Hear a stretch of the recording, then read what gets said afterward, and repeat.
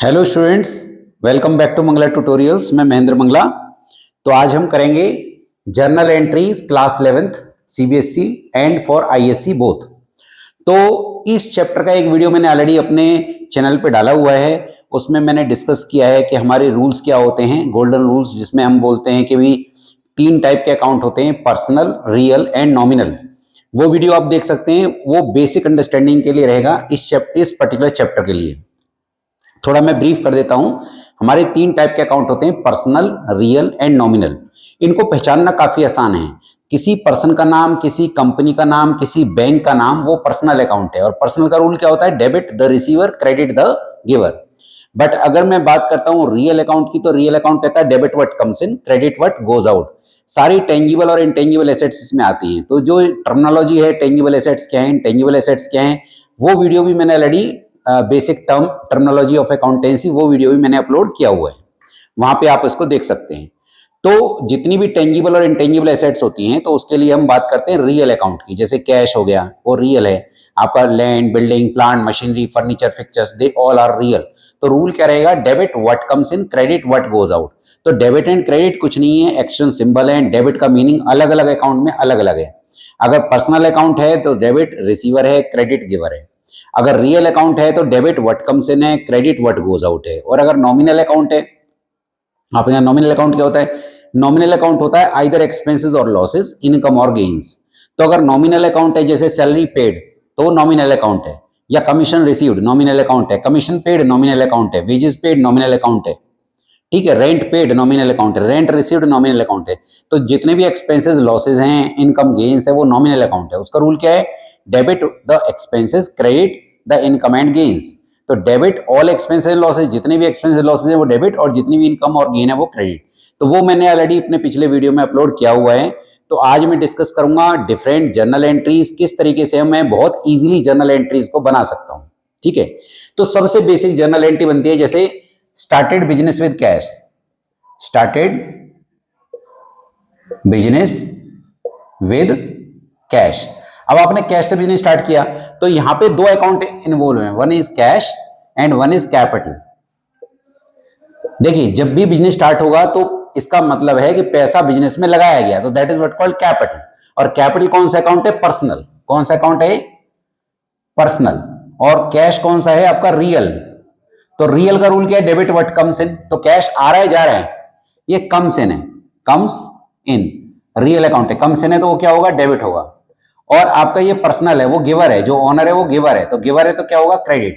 तो मेरी जनरल, ये वैसे मैंने आपको जो समझाने के लिए लिखा है, ये सब आपको एग्जाम में नहीं लिखना है, आपको केवल जनरल एंट्री बनाना है। डेट लिखिए यहाँ पे, और यहाँ लिखेंगे cash account debit, cash account debit.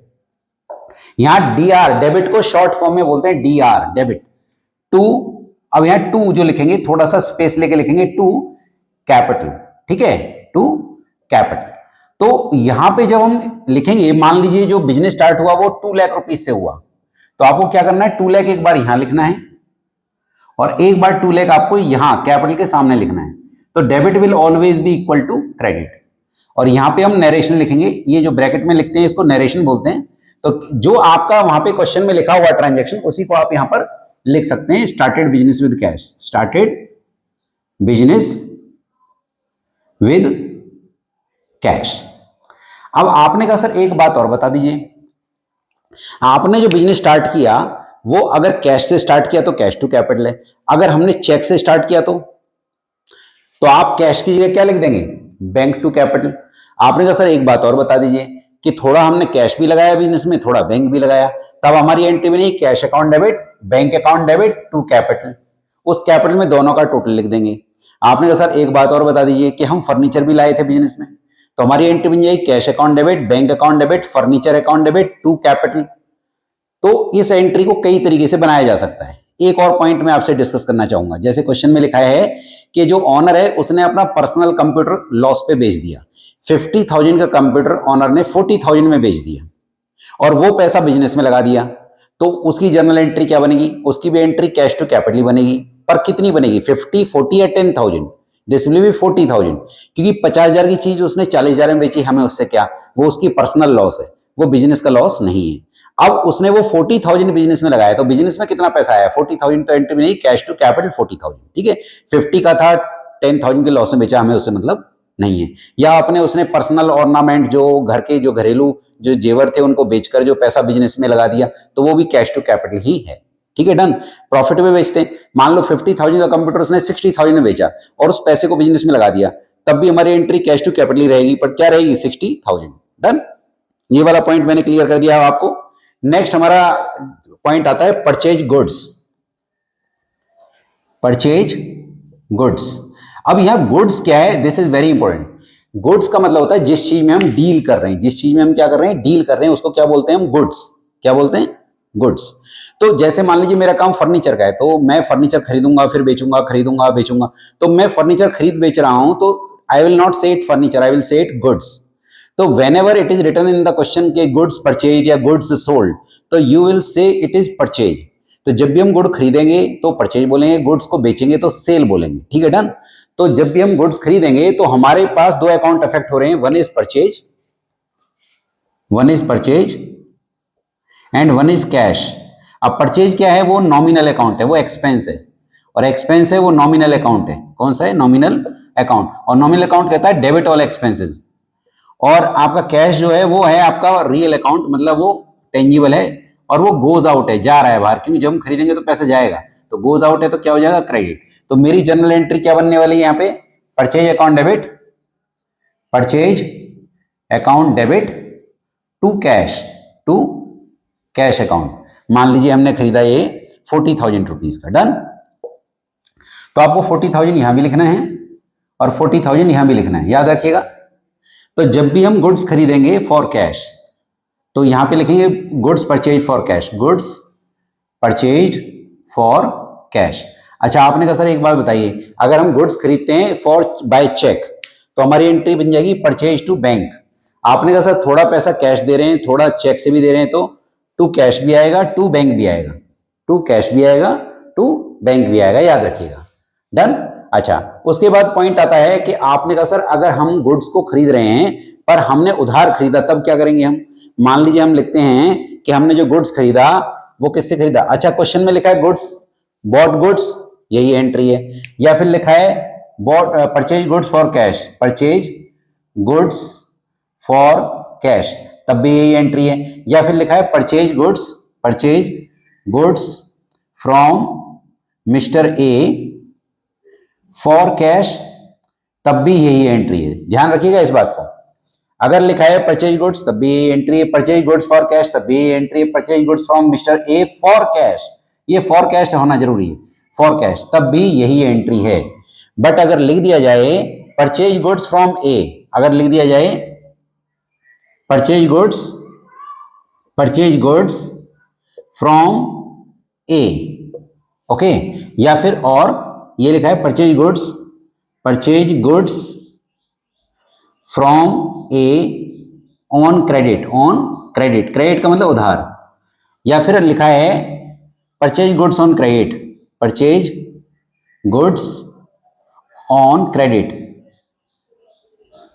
ठीक।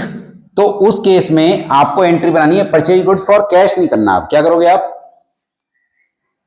कर दोगे परचेज गुड्स, तो purchase account debit to A, done, कि हमने ए से खरीदा।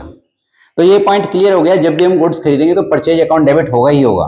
अब नीचे अगर आपने नगद खरीदा तो टू कैश, चेक से खरीदा तो टू बैंक, कैश और चेक, थोड़ा कैश भी दिया थोड़ा बैंक भी दिया तो टू कैश भी, तो टू बैंक भी। उधार खरीदा तो उस पर्सन का नाम लिखिए जिससे आपने उधार खरीदा, क्लियर। नेक्स्ट हम बात करेंगे इसमें, अब हम बात करते हैं सेल की। किसकी बात करते हैं, सेल की, क्योंकि परचेज की बात हो गई, बिजनेस स्टार्ट करने की बात हो गई, ठीक है। अब हम बात कर रहे हैं कि हमने गुड्स बेचा, talk about like sold goods, क्या करेंगे बताइए आप। या फिर या तो सोल्ड गुड्स लिखा है या फिर sold goods for cash, sold goods for cash. या फिर लिखा है sold goods to mister A for cash. अब इन तीनों केस में एक ही एंट्री है। देखिए क्या क्या अकाउंट अफेक्ट हो रही है, एक तो कैश क्योंकि पैसा आएगा, और एक सेल। मैंने आपको बोला था जब हम गुड्स बेचेंगे तो सेल्स बोलेंगे, तो कैश कौन सा अकाउंट है भाई बता दीजिए, रियल। और ये कम से न, क्योंकि आएगा, क्योंकि हम बेच रहे हैं तो पैसा आएगा, तो कम से न तो क्या होगा, डेबिट। और सेल्स कौन सा अकाउंट है, नॉमिनल, क्योंकि ये इनकम है, नॉमिनल और नॉमिनल, और ये क्या है, हमारी इनकम है, और इनकम इनकम क्या होगी, हमारी क्रेडिट। तो ठीक है, तो मेरी एंट्री क्या बननी चाहिए, कैश। जैसे हमारी एंट्री थी परचेज टू कैश, अब क्या बन जाएगी, cash account debit to sales account, to sales account, done. Cash account debit to sales account. और मान लीजिए हमने गुड्स को बेचा है से ₹30,000 में, तो आपके ये अमाउंट कैसे लिखेंगे आप, 30,000 यहां लिख दीजिए और 30,000 आप यहां लिख दीजिए, ठीक है। और यहां लिखेंगे goods sold for cash, goods sold for cash, ये नरेशन होगी। अब पॉइंट आता है, अच्छा यहाँ डेट तो लिखते ही जाइएगा, यहाँ पे डेट का मैंने कॉलम बनाया हुआ है। अच्छा, अगर क्वेश्चन कहता है कि आपने चेक से बेचा है, जो आपने सामान बेचा है पैसा चेक से मिला है, तो आप लिखेंगे बैंक टू सेल्स। आपने कहा सर उधार बेचा है, तो बोलिए, अगर लिखा है यहां पे हमने लिखा sold goods for cash, sold goods to mister A for cash, तब भी आपको यही एंट्री बनानी थी। बट अगर ये बोल दिया जाए सोल्ड गुड्स टू राम, अब क्या एंट्री बनाएंगे आप, अब हम कैश की जगह क्या लिख देंगे, यहां कैश की जगह राम लिख देंगे। क्यों लिख देंगे, क्योंकि वो रिसीवर है, डेबिट द रिसीवर। यहां पे राम क्यों डेबिट करा, क्योंकि वो रिसीवर है, डेबिट द रिसीवर। और यहां पे हमने परचेज फ्रॉम ए से खरीदा था तो गिवर था, तो इसलिए हमने उसको क्रेडिट कर दिया। यहां पे वो रिसीवर है तो डेबिट कर दिया। तो सेल तो फिक्स है, नीचे ही आएगा, ऊपर या तो कैश आएगा या फिर किसी का नाम आएगा जिसको हमने बेचा। क्लियर मेरे हिसाब से, ये मैंने पॉइंट समझा दिया।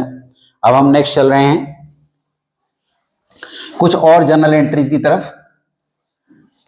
ठीक है, जर्नल एंट्रीज काफी इंटरेस्टिंग है, फिर भी कहीं आपको डाउट रह जाए तो आप मुझसे कमेंट सेक्शन में कमेंट लिखकर पूछ सकते हैं। ठीक है, तो मैं देख रहा हूं कि कोई एंट्री आपकी बचे ना, मैं ट्राई कर रहा हूं कि सब टाइप की एंट्रीज मैं आपसे डिस्कस कर लूं। अच्छा, मान लीजिए हमने कहा कि परचेज्ड मशीनरी, परचेज्ड मशीनरी। अब देखिए हमने गुड्स तो बोला नहीं, हमने मशीन खरीदी है 1 लाख रुपीस की।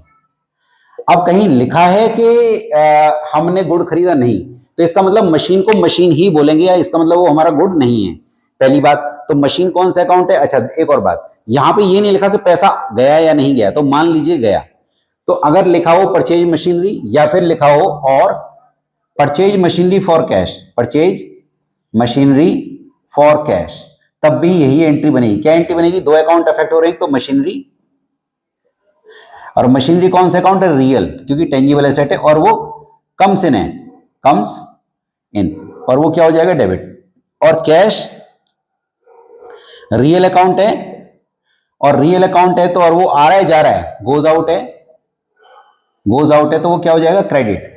तो मेरी एंट्री क्या बनेगी, अब देखो आया क्या मशीन, गया क्या कैश, तो हमारी एंट्री बन जाएगी machine account debit, machinery account debit to cash account. आपने कहा सर चेक से पेमेंट करेंगे, तो टू बैंक लिख दीजिए।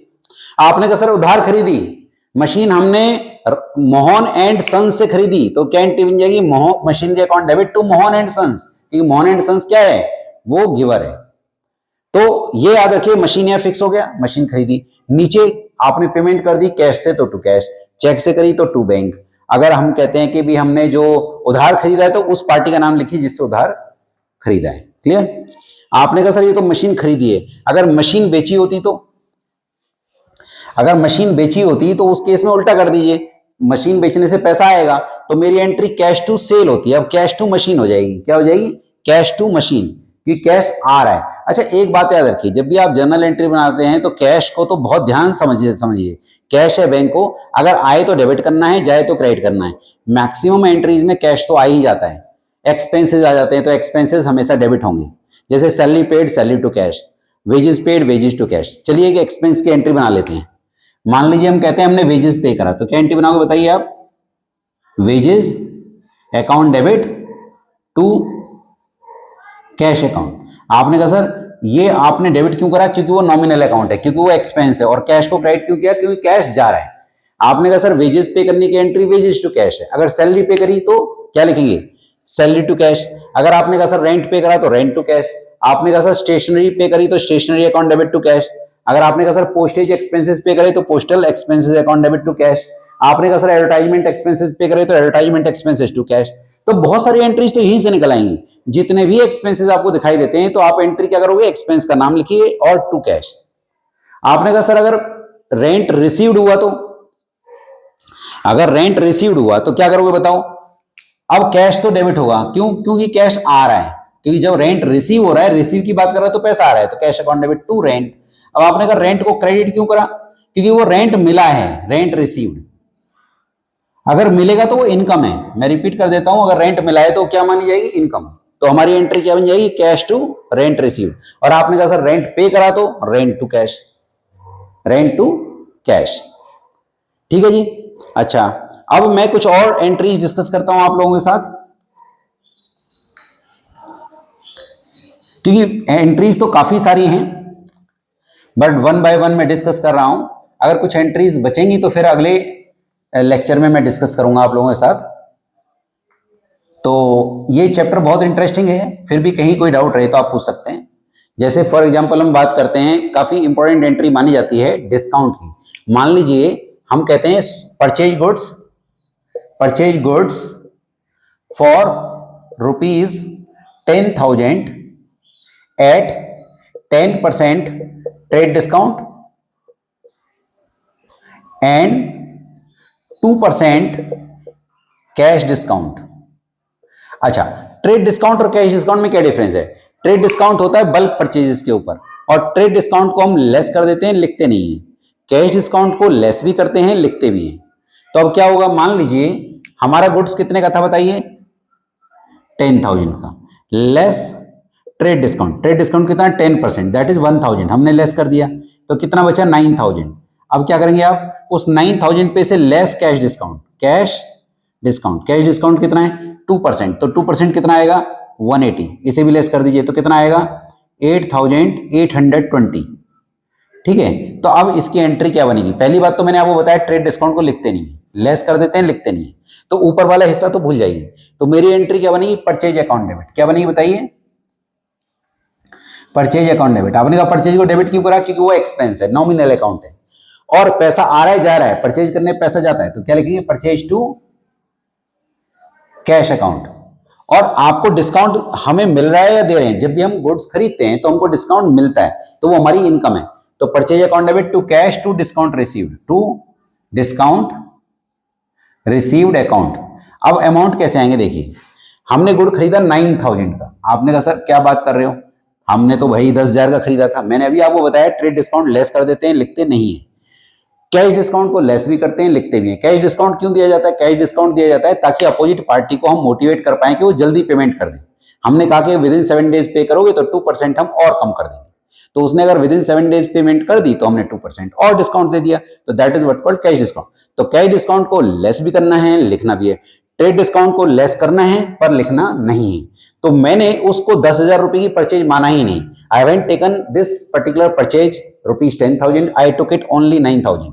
तो परचेज इज 9,000, तो how much cash is going out, that is 8820। How much the cash is going out, 8820, and how much discount we receive, that is 180 rupees, that is what called.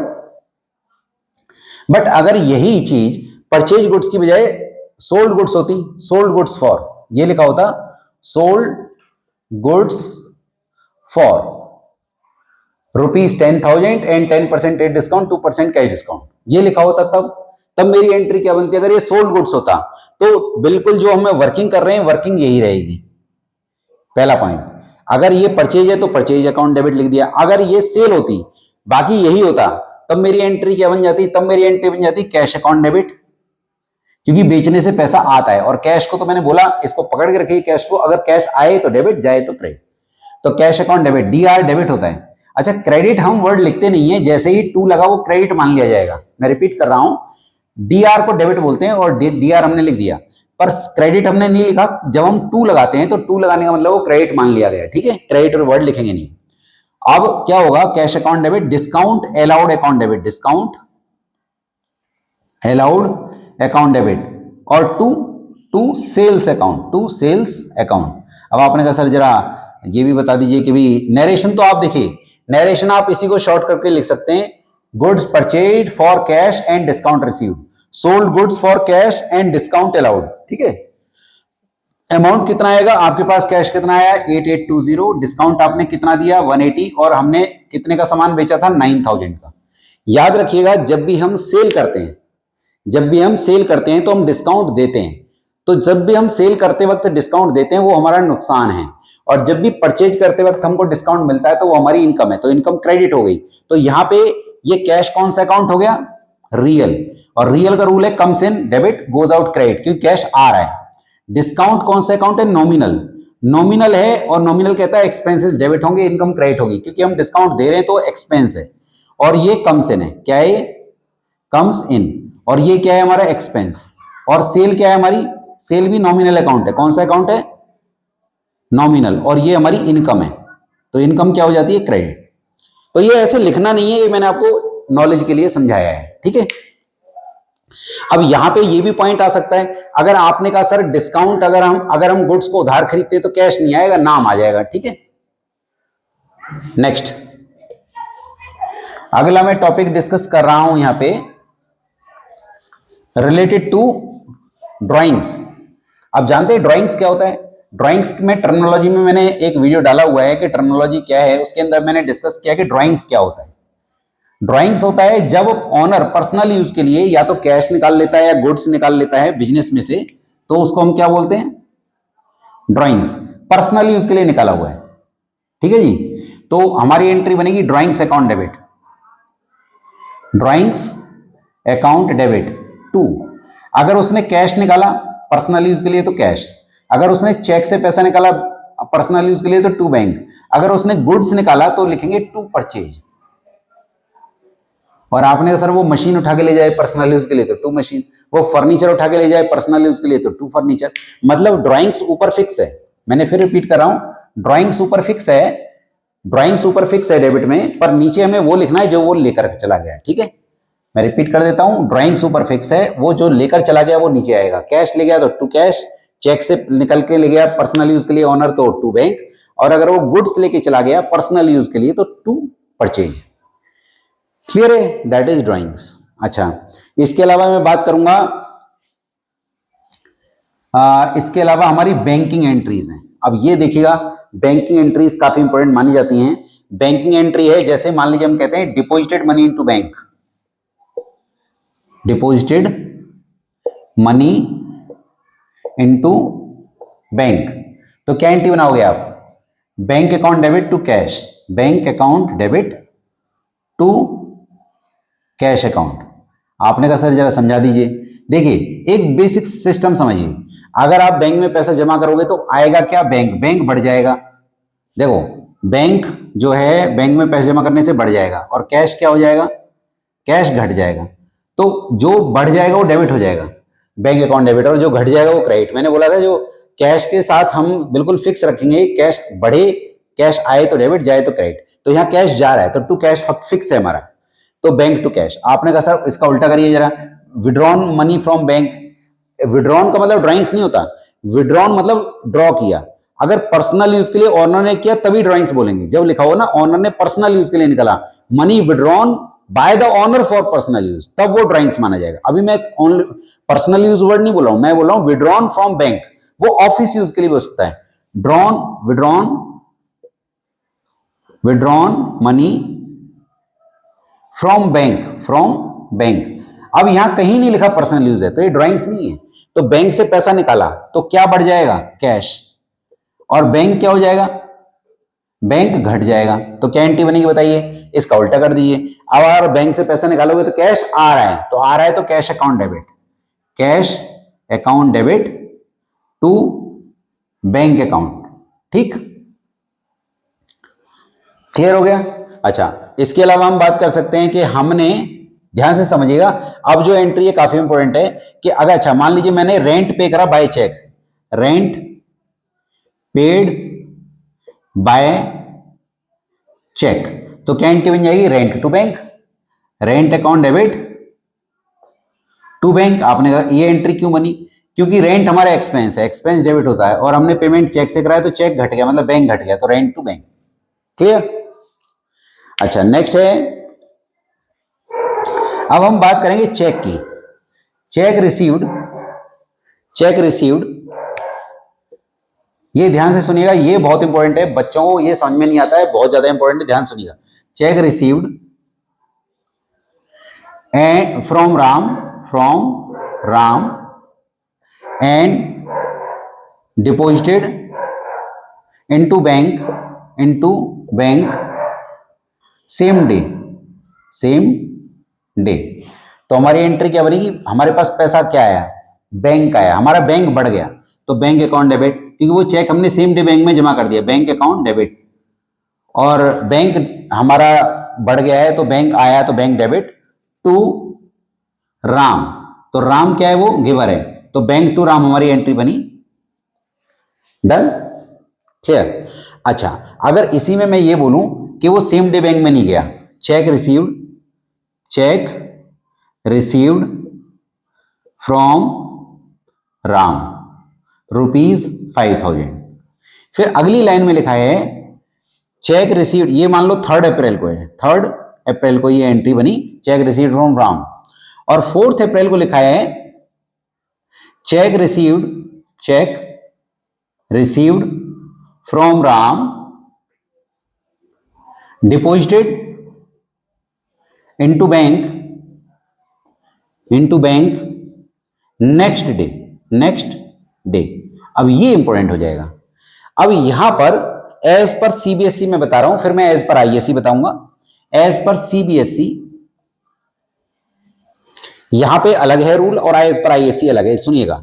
Check received हुआ राम से और वो same day bank में तो गया नहीं। आपने कहा सर आपको कैसे पता सेम डे बैंक में नहीं गया, क्योंकि लिखा है 4 अप्रैल को गया, इसका मतलब 3 अप्रैल को नहीं गया, तो उसको हम लिखेंगे cheque in hand account debit, cheque in hand account debit, क्योंकि चेक आया है टू राम, रुपीस कितना है वो 5000, ठीक। और अब वो नेक्स्ट डे चला गया, अब क्या एंट्री बनाओगे, बैंक बढ़ जाएगा, तो bank account debit to cheque in hand, वही सेम 5000। ये तो एज पर सीबीएसई हो गया। अब मैं बता रहा हूं as per ISC. As per ISC क्या कहता है कि आपको जो चेक मिला था, मैं केवल इस वाली एंट्री की बात कर रहा हूं, ये वाली जो एंट्री है, ये वाली जो एंट्री है, इसका जो इंपैक्ट है वो सीबीएसई और आईएससी में अलग अलग है। तो आईएससी क्या कहता है कि चेक जो हमें राम से मिला तो वो सेम डे तो गया नहीं है, तो हम क्या बोलेंगे, उसको कैश मान लेंगे। तो हमारी पहली एंट्री क्या बन जाएगी, cash account debit to Ram. हमने मान लिया कि हमें राम से कैश मिला है 5000। अब वो नेक्स्ट डे में जमा कर रहा हूं, क्योंकि मैंने तो उसको कैश मान लिया, अगर मैं उसे जमा भी कर रहा हूं तो मैं मान रहा हूं कैश जमा कर रहा हूं, तो क्या एंट्री बन जाएगी, bank to cash, bank account debit to cash account 5000। तो ये वाली जो एंट्री है ना, ये जो है 3 एंड 4 अप्रैल जो मैंने लिखा है, उसका जो इंपैक्ट है एज पर सीबीएसई ये है, एज पर आईएससी ये वाला है, तो ये याद रखिएगा। बाकी सारी जर्नल एंट्री सीबीएसई और आईएससी में सेम है, केवल ये 2 एंट्रीज में थोड़ा सा डिफरेंस है कि जो सीबीएसई है उसको जब सेम डे नहीं, देखो अगर वो सेम डे चला जाए बैंक में तब कोई दिक्कत नहीं है, बैंक टू राम सीबीएसई भी लिखेगा, बैंक टू राम आईएससी भी लिखेगा। बट अगर हम बात करते हैं कि वो चेक नेक्स्ट डे गया है तो उसको चेक इन हैंड बोला जाएगा, तो सीबीएसई कहेगा cheque in hand to Ram से चेक इन हैंड मिला, वो हमने बैंक में जमा करा तो bank to cheque in hand.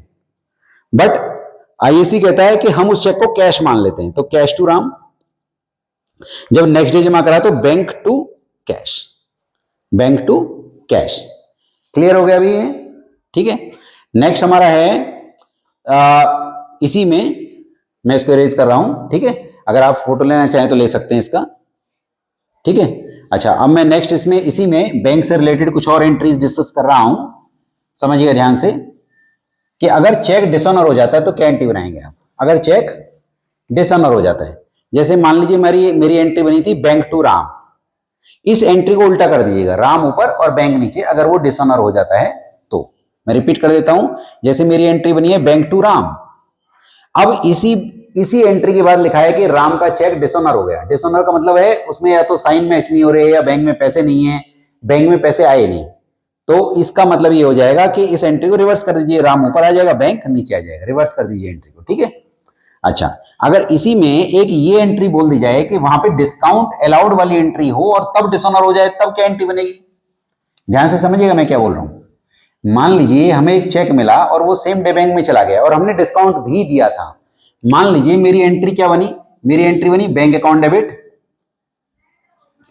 Discount allowed account debit. ये ध्यान से सुनिएगा, bank account debit, discount allowed account debit to Ram. और मान लीजिए हमें चेक मिला था 6,900 का, 100 का डिस्काउंट था और यहां पे 7,000। अब वो चेक डिसऑनर हो जाए, तब क्या एंट्री बनेगी? अगर वो चेक क्या हो जाए? डिसऑनर हो जाए, तो इस एंट्री को क्या कर दीजिए? उल्टा कर दीजिए। Ram account debit, Ram debit to bank account to discount allowed, to discount allowed. आपने कहा वो अलाउड तो आप डेबिट में लिखते हो, ये एंट्री का रिवर्सल है। यहां पे रूल मत लगाइए, आपको ये याद रखना है कि अगर वो चेक डिसऑनर हो गए तो एंट्री बिल्कुल रिवर्स हो जाएगी। Bank discount allowed to Ram है, राम ऊपर चला जाएगा, to bank to discount allowed, same values इस तरह से रिवर्स होके आ जाएंगे, ठीक है। तो मैंने यहां पे आपको बैंक की एंट्रीज डिस्कस की, ठीक है, 6,900 एंड 100। नेक्स्ट वीडियोस में जो बाकी एंट्रीज बचेंगी वो मैं आप लोगों के साथ डिस्कस करूंगा। होप सो आप लोगों को ये वीडियो पसंद आएगा, आप लोगों की नॉलेज को एनरिच करेगा, आप लोगों को जो भी डाउट्स हैं इस चैप्टर के वो क्लियर हो जाएंगे, क्योंकि जर्नल एंट्रीज बेस है क्लास 11th के लिए। जो स्टूडेंट्स अब अकाउंट्स को फर्स्ट टाइम रीड कर रहे हैं उनके लिए जर्नल एंट्री एक चैलेंज है, बट अगर वो अंडरस्टैंडिंग बेस पे लेकर चलेंगे, उसको समझेंगे, तो उनको ये बहुत मजा आने वाला है, ठीक है। और अगर आप मेरे चैनल पे फर्स्ट टाइम आए हैं तो प्लीज उसको सब्सक्राइब कीजिए, लाइक और शेयर कीजिए, ये मुझे मोटिवेट करेगा और वीडियोस बनाने के लिए। Thank you so much for watching my video.